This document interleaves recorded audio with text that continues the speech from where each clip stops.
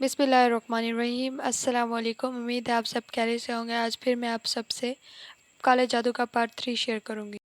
والد صاحب نے پوچھا۔ شدید تجسس انہیں بے چین کر رہا تھا، مگر ماموں ریاض نے پھر مداخلت کرتے ہوئے کہا، بھائی جان، خدا کے لیے ابھی یہ تمام باتیں رہنے دیں۔ آپ کو اندازہ ہے کہ کتنی مشکل سے صورتحال درست ہوئی ہے۔ والد صاحب خاموش ہو گئے۔ ماموں ریاض ہمارے ساتھ ہی ہمارے گھر میں رہتے تھے۔ نانا نانی مر چکے تھے۔ ان کی بھی بس یہ ایک بہن تھی جو میری والدہ تھی۔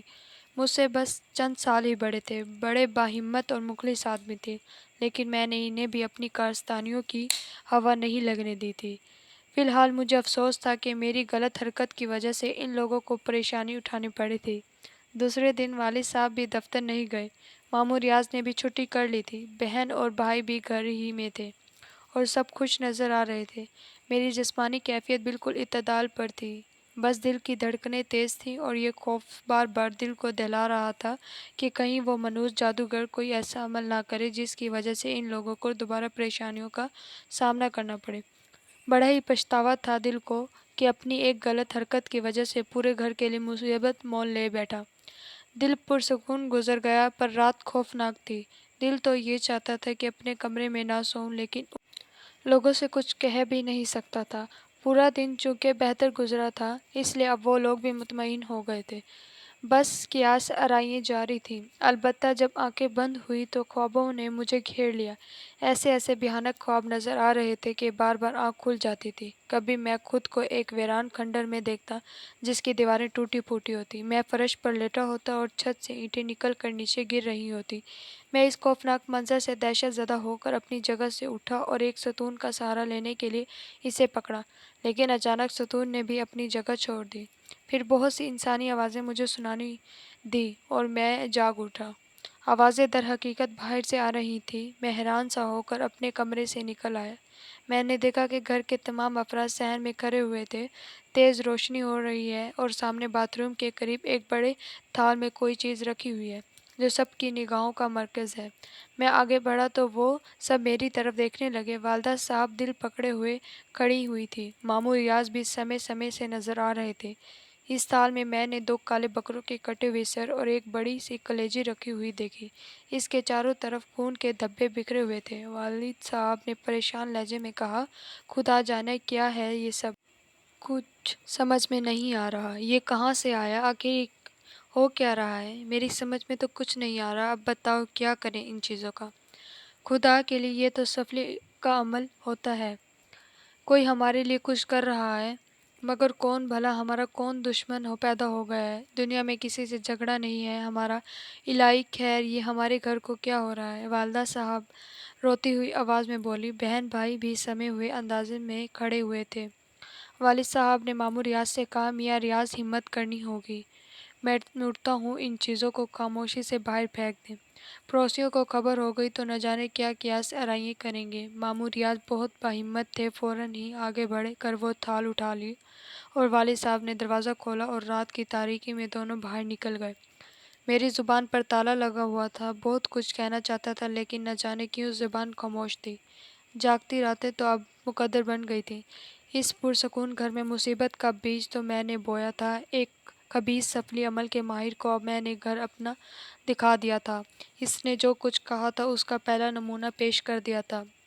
گھر والے انہیں یاد کر رہے تھے جنہیں کبھی ان کے ہاتھوں تکلیف پہنچی تھی، مگر ایسا کوئی یاد نہیں آیا تھا۔ سب مصیبت کا شکار تھے اور میرا دل رو رہا تھا، کیونکہ ان کی مصیبت کا باعث میں تھا۔ میں نے اس گندگی کو پورے ہوش حواس کے عالم میں مزار پر پہنچانے کی کوشش کی تھی۔ اب میں کسی کو کیا بتاتا؟ بیچاری خود بھی کوئی فیصلہ نہ کر پائے۔ جوں وقت گزر رہا تھا میری کیفیت خراب ہوتی جا رہی تھی۔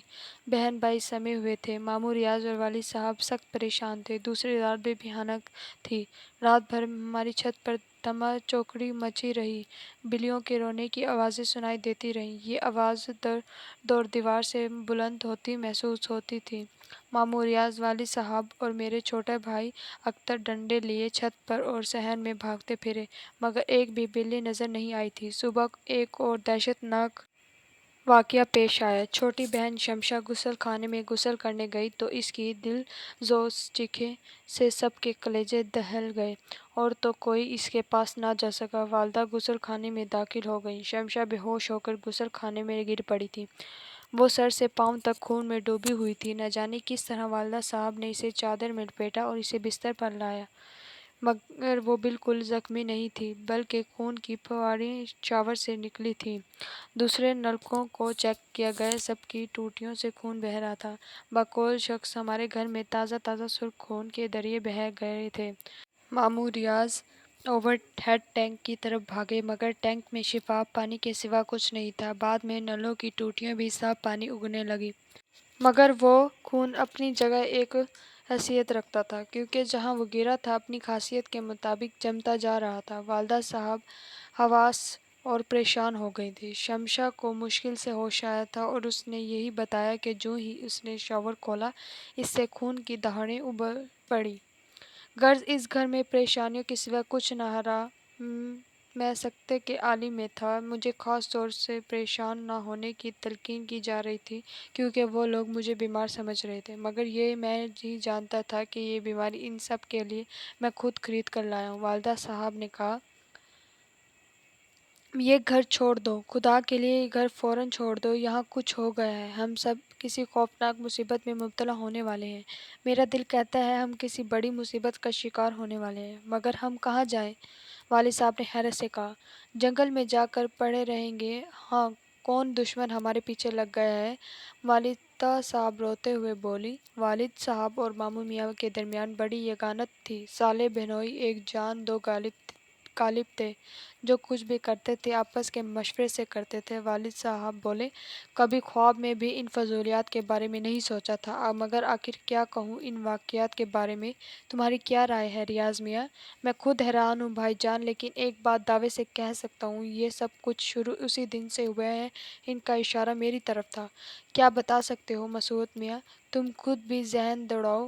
اگر کوئی اشارہ مل جائے تو تم اس دن پیر باگن کے مزار پر کیوں گئے تھے؟ وہاں بے ہوش کیسے ہو گئے تھے؟ میرے ذہن میں سب کچھ تازہ ہو گیا، مگر ساتھ ہی یوں محسوس ہوا جیسے کسی کا ہاتھ گلے پر آ پڑا ہو۔ میرے چہرے کا رنگ بدلنے لگا، آنکھیں تلکوں سے ابھر آئیں اور میں اپنا گلا پکڑ کر تڑپنے لگا۔ وہ نہ دکھائی دینے والی قوت میری گردن دبا رہی تھی۔ ایک بار پھر ہنگامہ ہو گیا، میری حالت قہر ہو گئی تھی۔ لینے کے دینے پڑ گئے۔ وہ اپنے اس سوال سے تائب ہو گئے تھے۔ رات گئے میری حالت بحال ہو سکی تھی۔ پریشانیوں کے دن، پریشانیوں کی راتیں، سارا کاروبار بند ہو گیا تھا، کوئی ڈیوٹی پر نہیں جاتا تھا، میں بھی گوشہ نشین ہو گیا تھا۔ اس دوران میں نے کچھ تجربات بھی کیے تھے، مثلاً اپنے اوپر بیتنے والے تمام واقعات کاغذ پر لکھنے کی کوشش کی۔ قلم میں سیاہی غائب ہو گئی۔ کئی نئے بال پوائنٹ آزمائے، مگر کسی نے چل کر نہ دیا۔ دوسری بار انگلیاں اکڑ گئیں۔ تیسری بار آنکھوں سے روشنی غائب ہو گئی۔ خوفزدہ ہو کر میں نے یہ کوششیں ترک کر دی تھیں۔ یوں بھی 3 دن گزرنے کے بعد ایک دم پر اسرار خاموشی چھا گئی تھی۔ کوئی ایسی بات نہیں ہوئی تھی جو حیرانی کا باعث ہوتی، لیکن گھر والوں کے حواس غائب تھے۔ بہن بھائی کو پڑھنے نہیں بھیجا جا رہا تھا، کوئی حادثہ نہ پیش آ جائے۔ ماموں اور والدہ دفتر نہیں جا رہے تھے کہ گھر میں کچھ نہ ہو جائے۔ اس صبح ناشتہ کرتے ہوئے ماموں ریاض نے کہا، بھائی جان، آپ کو حکیم سعداللہ یاد ہیں؟ ہاں۔ والد صاحب چونک کر پڑے، پھر کسی قدر وہ پرجوش لہجے میں بولے، بھئی خوب یاد آئے وہ تمہیں؟ واقعی اس وقت وہ ہمارے بہترین مددگار ثابت ہو سکتے ہیں۔ حکیم سعداللہ مجھے بھی یاد تھے، ایک دیندار بزرگ جن سے ہماری قدیم شناسائی تھی۔ پہلے حکمت کرتے تھے، تجربے کے ساتھ ساتھ روحانیت بھی تھی۔ بیٹے جوان ہو کر عمدہ ملازمت پر لگ گئے تو مکتب ختم کر دیا، مگر اب فی سبیل اللہ خاص ضرورت مندوں کا علاج مفت کیا کرتے تھے۔ کافی عمر تھی، بھوؤں کے بال بھی سفید ہو گئے تھے، مگر کمر سیدھی تھی، بینائی درست تھی، دانت 32 موجود تھے، چہرے پر صحت کی سرخی تھی اور ان کا بڑھاپا قابل رشک تھا۔ شام کو 6 بجے ہم حکیم صاحب کے یہاں روانہ ہو گئے۔ بہت خوبصورت مکان بنا ہوا تھا جہاں وہ اپنے خاندان کے ساتھ رہا کرتے تھے، بیٹوں کی بیویاں، پوتے پوتیاں۔ ان کا کمرہ الگ تھلگ تھا جہاں ان کی ساری کائنات سجی ہوئی تھی۔ والد صاحب کا نام سن کر وہ خود ہی باہر نکل آئے۔ بڑے بڑے لوگ آئے ہیں بھائی محفوظ احمد بڑے بے مروت انسان ہو بخدا کئی دن سے بہت یاد آ رہے تھے۔ میں نے نعیم اللہ سے کہا تھا کہ کسی وقت خبر لیں تمہاری، کہاں غائب ہو؟ آؤ اندر آؤ انہوں نے کہا اور واپسی کے لیے مڑ گئے، مگر وہ آگے بڑھ کر رکے۔ چونک کر باری باری ہم تینوں کی شکلیں دیکھتے رہے، پھر بولے کوئی اور ہے تمہارے ساتھ؟ جی نہیں۔ کیوں؟ والد صاحب نے پوچھا۔ نہیں نہیں، وہ کسی قدر الجھے ہوئے لہجے میں بولے۔ آؤ۔ پھر وہ ہمیں اپنے کمرے میں لے گئے۔ فرید میاں، انہوں نے کسی کو آواز دی۔ 9 سال کا ایک بچہ اندر رونی دروازے سے داخل ہو گیا۔ میاں باہر دیکھنا کوئی آیا ہے کیا؟ جی بہتر نانا میاں، بچے نے جواب دیا اور باہر نکل گیا۔ کچھ دیر کے بعد اس نے آ کر بتایا کہ کوئی نہیں ہے۔ حکیم صاحب نے گردن جھٹک کر کہا، ٹھیک ہے جاؤ اور چائے کے لیے کہہ دو۔ بچے کے جانے کے بعد وہ مسکرا کر بولے، یہ پر اسرار احمد باپ بیٹے اور سالے کی خالی عدالت نہیں ہو سکتی، کوئی کام ہے مجھ سے؟ جی سعداللہ صاحب۔ میاں بے دھڑک، بتاؤ کیا بات ہے؟ بڑی مشکل میں پھنس گئے ہیں ہم لوگ سعداللہ صاحب، اللہ رحم کرے کیا بات ہے؟ والد صاحب نے پوری تفصیل سے سب کچھ بتا دیا۔ سعداللہ صاحب پوری توجہ سے سب کچھ سن رہے تھے۔ آخر تک تمام تفصیل جاننے کے بعد والد صاحب نے کہا، ان کی والدہ کہہ رہی ہیں کہ گھر چھوڑ دیا جائے، اگر میں گھر کرائے پر۔ سعداللہ نے ہونٹوں پر انگلی کر انہیں خاموش کر دیا اور وہ کچھ پڑھ رہے تھے۔ پھر انہوں نے چاروں طرف پھونکیں ماری اور پھر ٹھنڈی سانس لے کر بولے، نہیں میاں یہ بیکار بات ہے، اٹھو صاحب زادے ادھر آؤ۔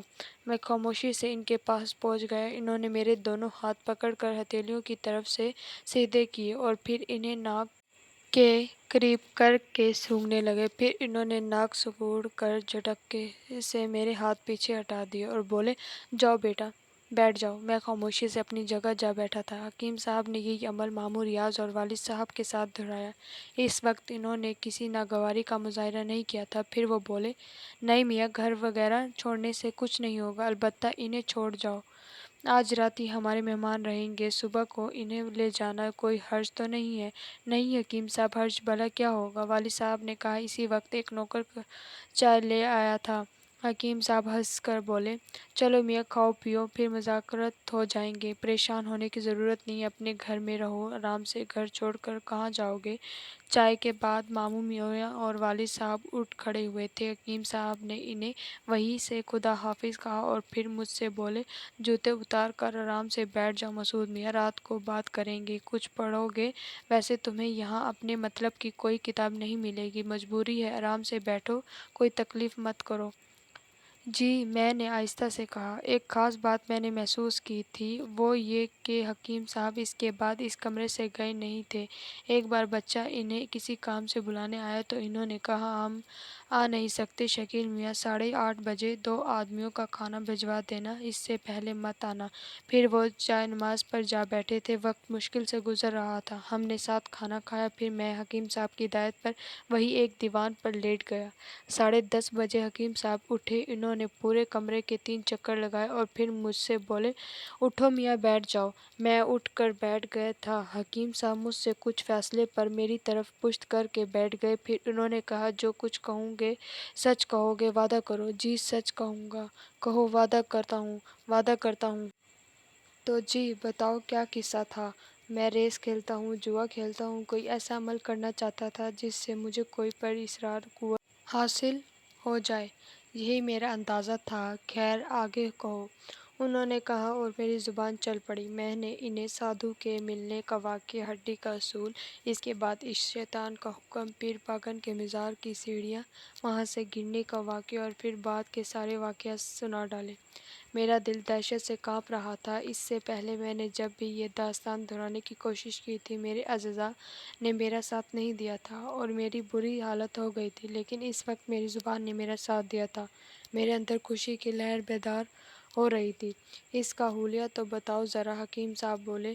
قد بہت چھوٹا تھا، سر گنجا تھا، اوپری بدن ننگا اور گلے میں دھاگے تھے، دفتر میری زبان رک گئی۔ کمرے کا منظر پیچیدہ پر اسرار تھا۔ سامنے کی دیوار پر میرا اور حکیم صاحب کا سایہ پڑ رہا تھا اور میری نگاہ کئی بار ان سایوں پر پڑ چکی تھی، لیکن اچانک ہی مجھے ایک تیسرا سایہ متحرک نظر آیا۔ یہ ایک پتلی سی رسی کا سایہ تھا جو ہل رہی تھی اور اس کے سرے سے کوئی پھیلی پھیلی چیزیں بندھی ہوئی تھی۔ رسی تیزی سے لمبی ہوتی جا رہی تھی۔ لٹکی ہوئی شے میرے چہرے کے عین سامنے پہنچ گئی۔ آہ! وہ ایک بہت بڑی مکڑی تھی۔ اس کی آنکھیں مٹر کے دانوں کے برابر اور گہری سرخ تھیں اور وہ میرے چہرے کے عین سامنے جھول رہی تھی۔ دہشت سے میرا لہو میری رگوں میں جم گیا۔ میں نے چیخنے کی کوشش کی تو میرا گلا بھیج گیا۔ زبان اس طرح اکڑ گئی کہ میں اسے نشان نہ دے پایا۔ حکیم سعد اللہ میری اس کیفیت سے بے نیاز میری طرف پشت کیے شاید میرے آگے بولنے کا انتظار کر رہے تھے۔ اپنے بدن کے لیسدار مادے سے بنے ہوئے تار میں چمٹی ہوئی مکڑی میرے چہرے کے سامنے آ کر رک گئی تھی اور میں اس کا ننھا سا چہرہ دیکھ رہا تھا۔ وہی منحوس سادھو تھا۔ کوئی اور اسے دور سے دیکھتا تو وہ مکڑی کے سوا کچھ نظر نہ آتا، لیکن میں اس کے چہرے کو پہچانتا تھا۔ وہ شیطانی انداز میں مسکرا رہا تھا۔ میرے کانوں میں حکیم سعد اللہ کی آواز ابھری، "بولتے رہو میاں، ڈرنے کی ضرورت نہیں۔" میں نے ایک بار پھر پوری قوت صرف کر کے بولنا چاہیے، لیکن آواز نے ساتھ نہیں دیا۔ البتہ مکڑی نے اپنی آنکھوں سے مجھے اشارہ کیا تھا۔ پہلے تو میں نے کچھ سمجھ نہیں پایا، مگر دوسری بار مکڑی نے اپنی منحوس آنکھوں سے مجھے اشارہ کیا، تب میری نگاہیں پتل کے اس 2.5 فٹ لمبے گلدان پر پڑی جو مجھ سے 2 گز کے فاصلے پر رکھا ہوا تھا۔ اس میں صبح کے باسی پھول سجے ہوئے تھے۔ سعد اللہ صاحب نے پھر کہا، "مسعود میاں، مجھے اس کا پورا حلیہ بتاؤ۔ میں اس کا نقشہ بنا رہا ہوں، تمہاری طرف رخ نہیں کر سکتا۔" سادھو نے مجھے کڑی نظروں سے دیکھا۔ اس کی سرخ آنکھوں میں چمک بے پناہ ہو گئی تھی اور 2 سرخ لکیریں میری پیشانی کی ہڈی میں جیسے سوراخ کرنے لگی تھیں۔ میں درد و کرب سے بے چین ہو گیا۔ اس وقت پتل کا گلدان اپنی جگہ سے بلند ہو کر فضا میں پرواز کرتا ہوا خود بخود مجھ تک آ گیا۔ میرے دونوں ہاتھوں نے اسے اپنی گرفت میں لے لیا اور جیسے کسی نے مجھے اٹھا کر کھڑا کر دیا۔ میرا دل چاہ رہا تھا کہ چیخ کر سعد اللہ صاحب کو اس خطرے سے آگاہ کر دوں جو انہیں پیش آنے والا تھا، مگر یہ کرنا میرے بس میں نہیں تھا۔ میرے اعضاء اب میرے قبضے میں نہیں تھے۔ میرا ذہن طلسمی روشنیوں میں جگرتا جا رہا تھا جو میرے دماغ میں داخل ہو چکی تھی۔ میرے قدم میرے نہ چاہنے کے باوجود سعد اللہ صاحب کی طرف بڑھ رہے تھے۔ میری روح رواں فریاد کر رہا تھا، مگر میں بے بس تھا۔ میرے ہاتھ سر سے بلند ہو چکے تھے۔ سعد اللہ صاحب میری مسلسل خاموشی سے پریشان ہو گئے تھے۔